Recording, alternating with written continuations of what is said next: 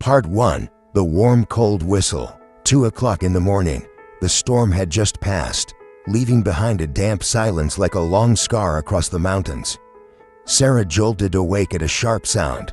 The kitchen door had been flung open, either by the wind or something else. Cold air rushed in, carrying the scent of rain-soaked forest soil. She got up, her bare feet touching the still cold wooden floor, her chest pounding with the rhythm of a racing heart. Then, in the broken darkness lit by flashes of lightning through the window, a massive black shape appeared, a black bear. Its fur was soaked, and drops of rain dripped steadily onto the floor like a countdown. Thunder rolled away into the distance, leaving only the sound of sharp claws tapping against the wooden floor. Every heavy step seemed to tear the silence apart. Sarah froze. She did not scream. She did not run. She just stood there, hands gripping the edge of a chair. The tiny kitchen suddenly turned into a suffocating stage, a place where human and wild animal stood face to face, just a few steps apart. Then, a strange sound echoed. Click, the snap of the Polaroid camera loosely hanging on the refrigerator. The bear had swiped its paw and accidentally hit the shutter. Sarah stared in horror as the white photo slowly slid out from the machine, making a soft hissing noise. The small camera light flashed, then died. In that brief moment, the bear's silhouette appeared clearly, soaked, weary, but its eyes, unusual. Not fierce, not hungry, but deep, as if it carried something it wanted to say. Sarah trembled, backing away until her hand touched the light switch. The ceiling bulb flickered, lit up briefly, then went out, leaving the room with only the dim white glow coming from the developing photo. Time seemed frozen. Sarah barely breathed, unsure if she was about to witness an attack or a miracle. The bear stood there for a long time. It did not charge, and it did not leave right away. Instead, from the edge of its rain-wet mouth, something shiny glimmered. Sarah thought she was seeing things, until the bear slowly walked to the dining table. It tilted its head and gently placed the object on the tabletop. A soft clink, the cold metallic sound echoing through the once cozy wooden kitchen. Sarah could see it clearly. It was not a rock, not a bone, but a pendant shaped like a compass. She froze, eyes wide open, not yet able to comprehend when the bear turned around. It walked slowly toward the door, its massive black shade fading into the thick curtain of rain outside. Only wet footprints remained, and a room filled with a feeling both surreal and terrifying.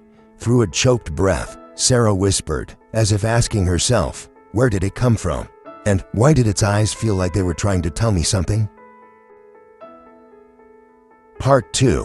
The returned object. The kitchen still held the musty scent of rainforest rain. Sarah collapsed onto the floor, her back against the refrigerator, clutching the Polaroid photo that had just slid out.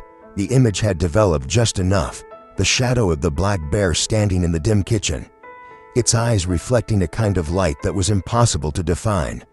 But it was the background that made Sarah's breath catch.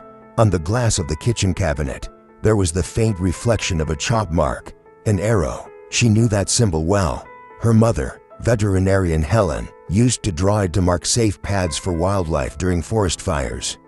It was a symbol only her mother and a few trusted rescue team members would recognize.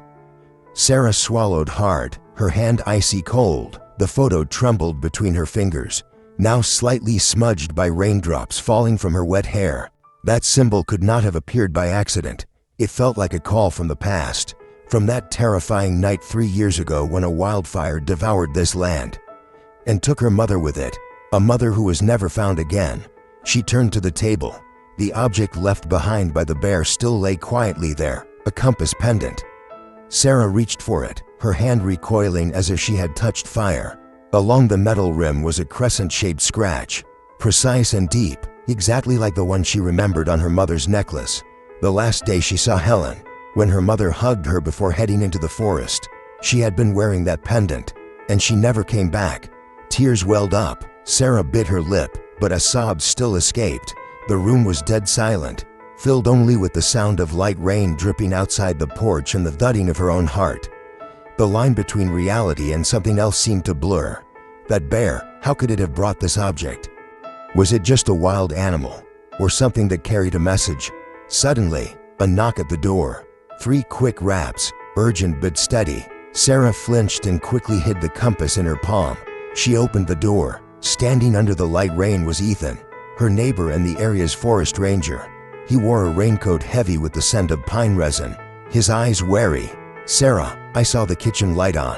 Are you okay?" She held her breath and nodded, but the redness in her eyes betrayed her. Ethan stepped inside and immediately noticed the wet footprints scattered across the floor. He knelt down, lightly touching one of the clawed prints. Black bear, full grown, but strange, it did not damage anything. Sarah did not answer right away. Instead, she held out the Polaroid photo. Ethan studied it closely, and his brow furrowed, not because of the bear, but because of the chalk arrow reflected on the cabinet glass. He muttered, "White chalk, Helen's symbol. Only she and the rescue team ever used it, to mark escape routes in wildfires." Sarah's voice trembled. You saw it too?"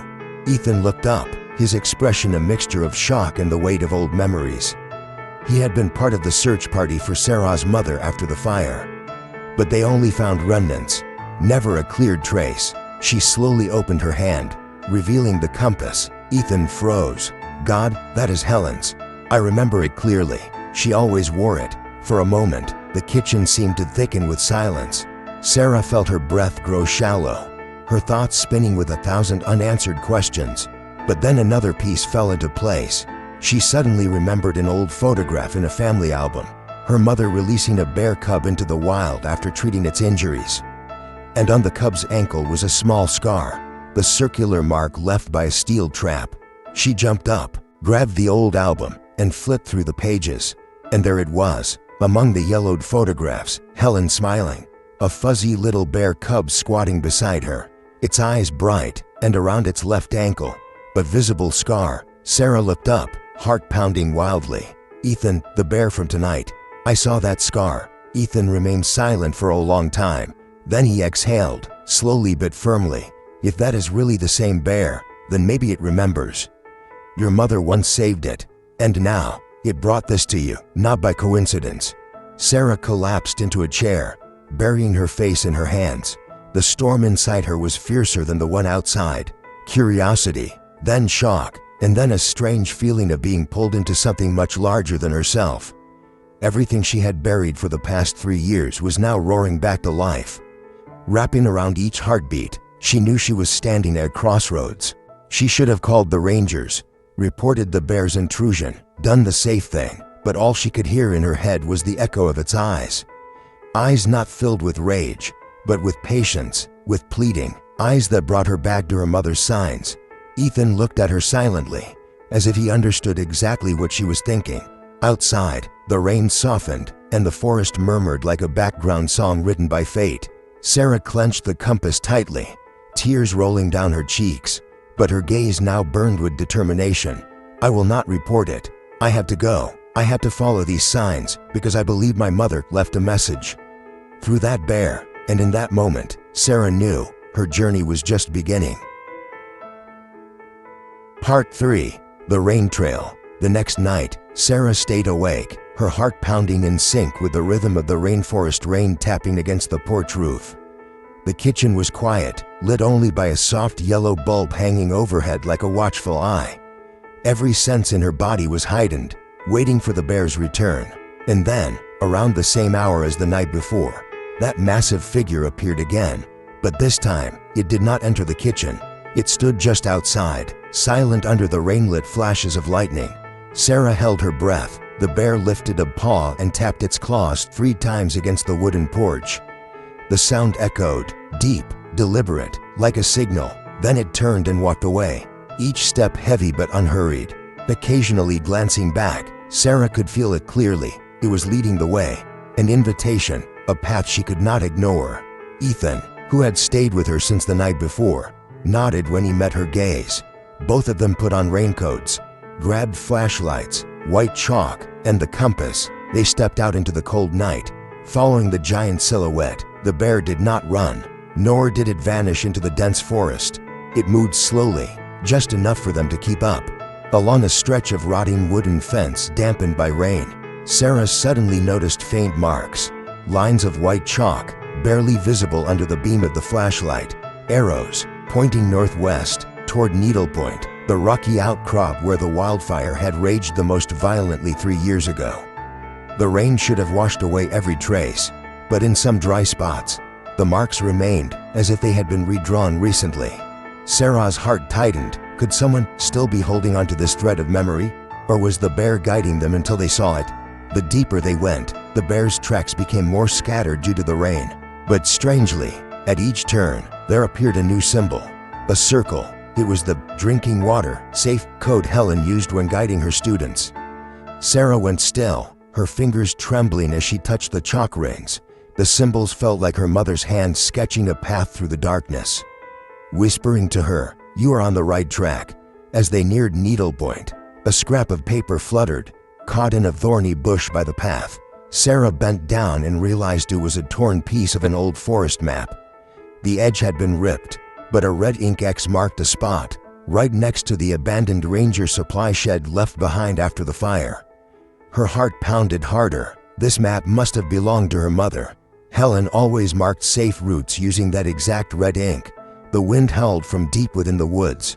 Suddenly, through the night, a strange sound echoed, low groaning mixed with frantic scratching. Sarah and Ethan turned on their flashlights, following the noise, and what they saw left her breathless. A bear cub, its soaked fur matted and dirty, was trapped in a poacher's steel wire snare. It thrashed around, eyes wide in pain. Not far away, in the shadows of the trees, the large bear, the guide, stood motionless, its eyes glowing, but it did not move in. It just watched, growling low, as if giving a warning or issuing a test. Sarah felt the tug of conflict inside her. If they helped the cub, the noise could alert the poacher to come back, but if they called in a rescue team, the mother bear would be exposed and possibly hunted. Time stretched like a taut wire. Ethan gritted his teeth and drew his utility knife. He signaled for Sarah to calm the cub. She knelt down and gently drew the peace symbol in white chalk onto a nearby rock, whispering as if speaking to the cub itself. "It's okay. We are here to help." Ethan slipped the blade under the wire and made a quick cut. The trap snapped open, leaving a red mark on the cub's leg. It whimpered, trembling, but its eyes grew less frantic. The mother bear let out a deep growl that made Sarah's breath catch. But then, the growl softened, became a labored, heavy sigh. The entire forest seemed to hold its breath with her. After making sure the cub could stand, Sarah looked up, tears mixing with the rain. In the eyes of the mother bear, she saw something unfamiliar, not just instinct, but recognition, as if, between their species, a promise had just been kept. They continued following the path, and at the old ranger supply shed, abandoned since the fire, Sarah found something that made her gasp. An old camera trap, charred with soot, still strapped to a tree, with a label that read Dr. Helen. She carefully opened it. Inside, the memory card was still intact.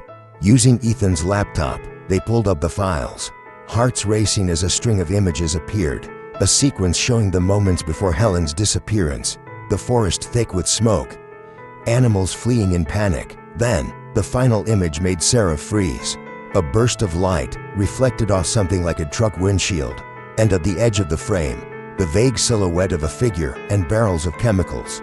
Ethan whispered, his voice tight and heavy, "That was not an accident. Someone started that fire." Sarah sat in silence, clutching the compass tightly. The color drained from her face. Fear surged through her, but so did a growing certainty. Her mother had been following the arsonists. And the bear, the one silently watching from a distance, was the only living witness who still remembered the way. The forest ahead now felt deeper than ever. But Sarah knew she could not turn back. Her mother had walked this path, and now the daughter had to finish it. Part 4. The second photo. The rain had not yet stopped. Heavy droplets fell onto the brittle thatched canopy of the old-growth forest.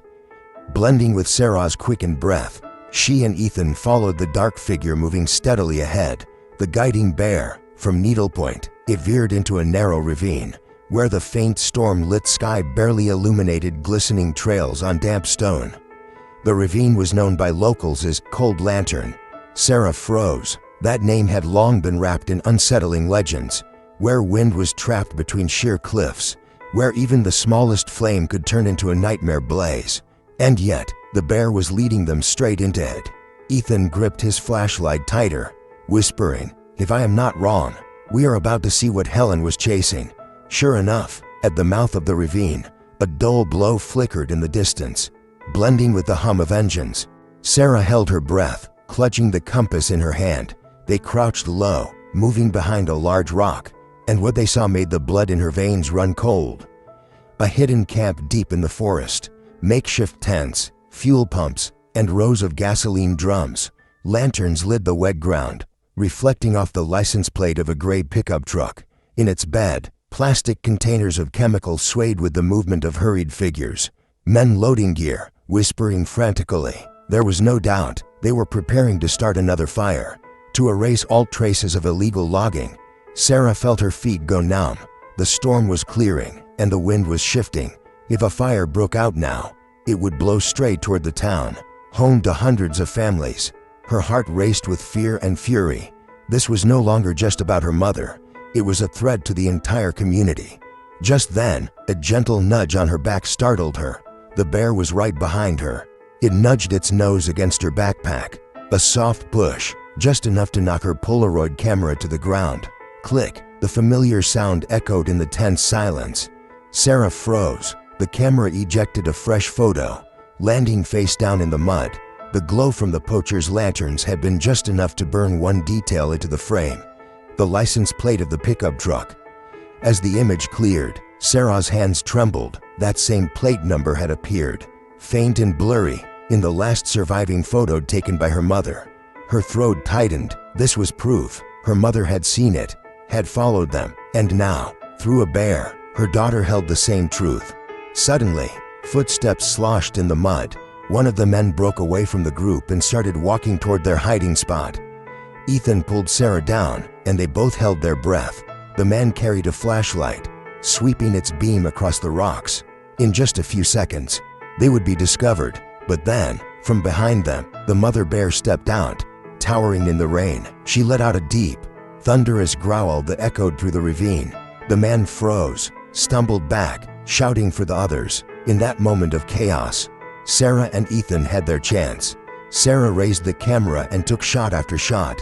License plates, chemical drums, timing devices, everything. But the poachers had spotted them. Shouts rang out. Flashlights swept toward Sarah. One man charged at her, wielding a metal rod. Ethan instantly grabbed the emergency whistle from his belt and blew a sharp, piercing blast. The shrill sound echoed off the cliff walls, disorienting the attackers. The bear roared furiously, stepping forward to shield them. In the chaos, Sarah knew what she had to do. She threw the still wet Polaroid photo directly at one of the burning lanterns. The photo ignited, fell into a puddle of spilled fuel.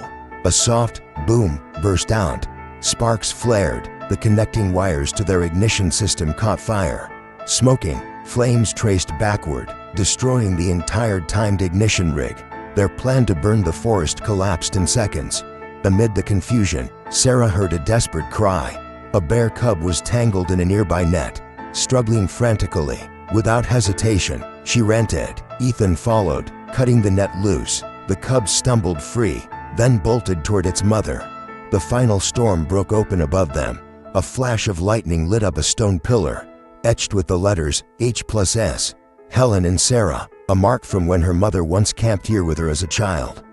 Sarah stood frozen, overwhelmed by the sudden rush of memories thought long buried. The bear stepped closer, gently pressing its nose against the compass at her neck. A quiet gesture, like a rite of passage, a confirmation of a bond that went beyond species. From a distance, a ranger's siren cut through the night. A long, rising wail signaling backup was near. The arsonists scattered, fleeing into the dark, abandoning all their evidence behind.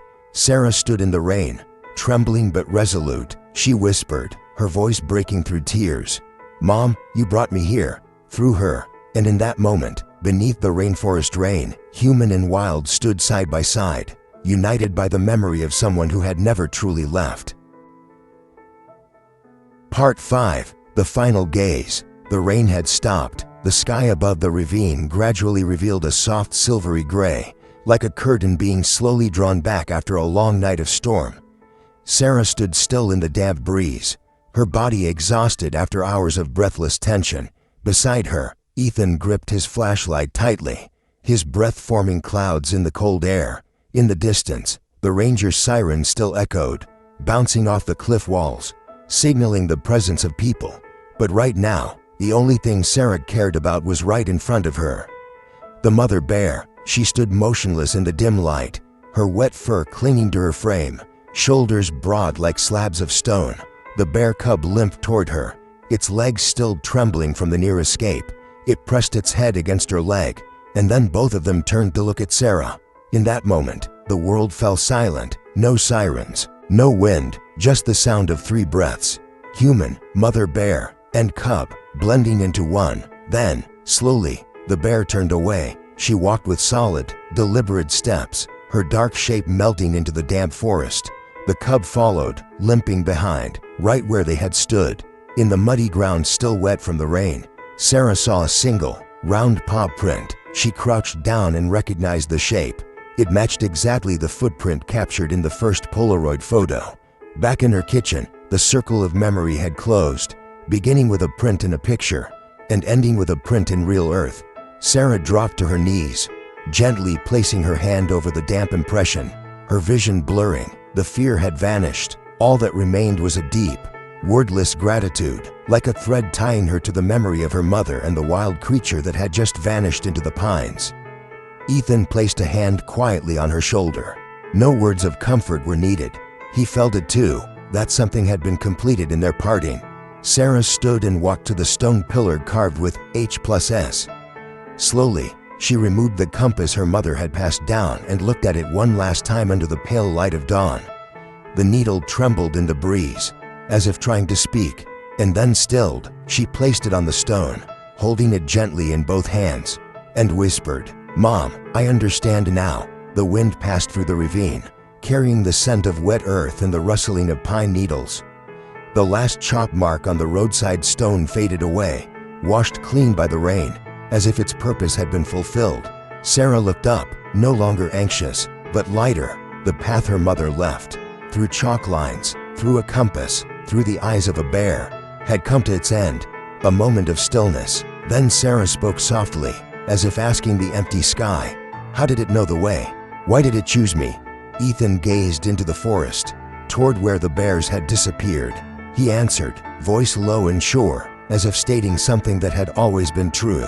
"Maybe it remembered the one who once saved it, and in your eyes, it saw the same ones." Sarah turned, her eyes red but bright. Something inside her had closed, but another door had opened, a door to continuation. And then, the final image burned into memory, the mother bear's gaze before vanishing into the trees. Not fierce, not distant, but calm, deep like an ancient lake. That gaze did not just look at her, it looked through her. It passed on something, a memory, a light, to guide those who remained. Part 6. Beyond all boundaries. In the stillness of that morning, Sarah understood that something stretched far beyond human explanation. A bear, a creature once seen as a threat, once feared by the entire town, had become the bridge between her and a mother long gone. It brought the compass, it led them through the night, it delivered pieces of truth that human hands had lost the fire. None of it was chance. It was a continuation, of gratitude, of memory that refused to fade. Empathy between species does not need words. It does not require reports or warning signs.